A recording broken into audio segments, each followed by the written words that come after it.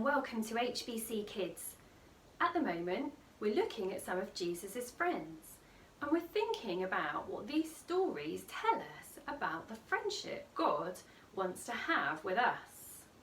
This week, we're going to be looking at Jesus' friendship with a man named Thomas.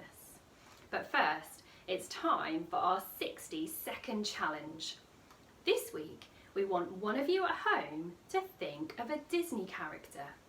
And then everyone else is going to take in turns to ask you questions to find out who you are. All your questions must be yes or no questions. For example, are you a prince or a talking reindeer? You know the type of thing.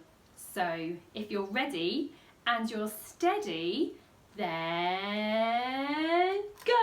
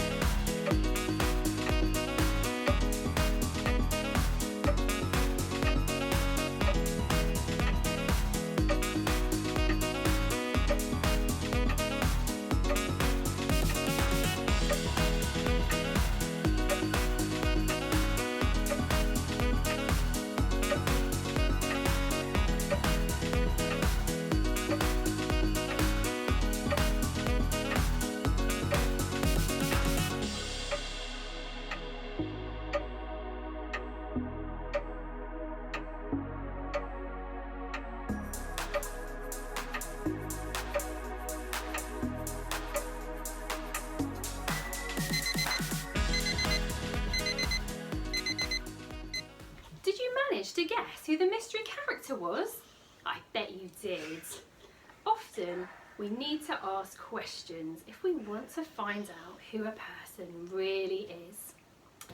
This week we're thinking about who Jesus was friends with. But first, someone's coming. I think it's another football scout. It's two football scouts. Can I help?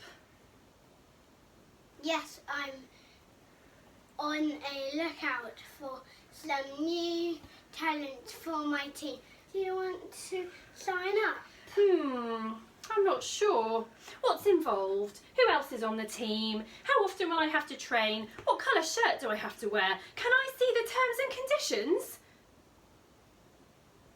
No, you can't. Either you want to play or you don't. I can't have all these questions. I will have to keep looking.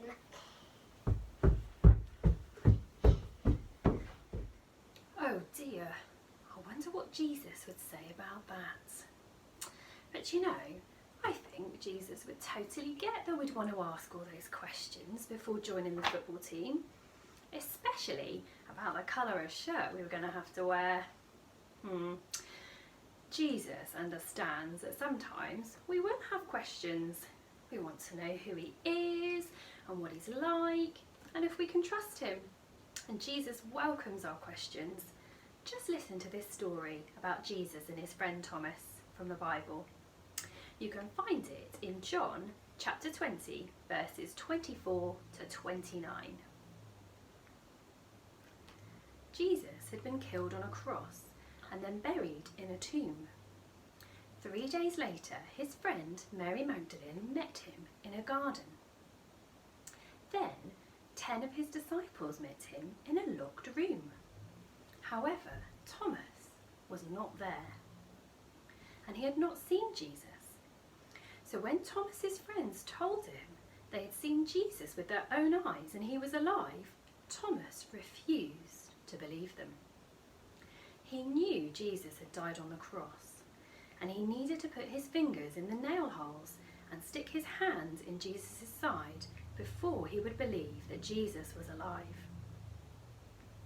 8 days later, Thomas was with the other disciples in a locked room when Jesus joined them. Almost immediately, Jesus gave Thomas his full attention. He didn't tell him off for his unbelief. Instead, Jesus invited Thomas to do exactly what he said he needed to do to touch Jesus' wounds. The Bible writer John does not tell us if Thomas took Jesus up on his offer, only that Thomas believed. Thomas needed to meet with Jesus himself before he would believe that Jesus was actually alive. He was not content to rely on other people's experiences. And Jesus does not expect us to rely on other people's experiences. He welcomes our questions and he wants to meet with us himself. Thomas did not believe what his friends said. They were claiming that Jesus was alive and that they talked to him. And Jesus knew that Thomas was unsure and had some questions.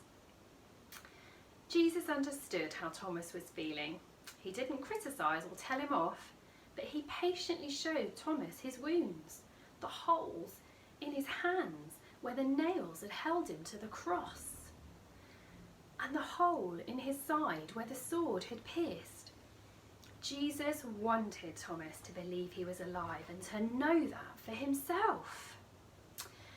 Thomas had doubts and questions, and maybe you have doubts and questions about Jesus too. And you know what? That's okay. Today, why don't you all share your questions with each other at home? And maybe you can even help each other out by sharing your different experiences of Jesus. And just let's all remember that it is okay to have questions and that Jesus welcomed questions from all his friends.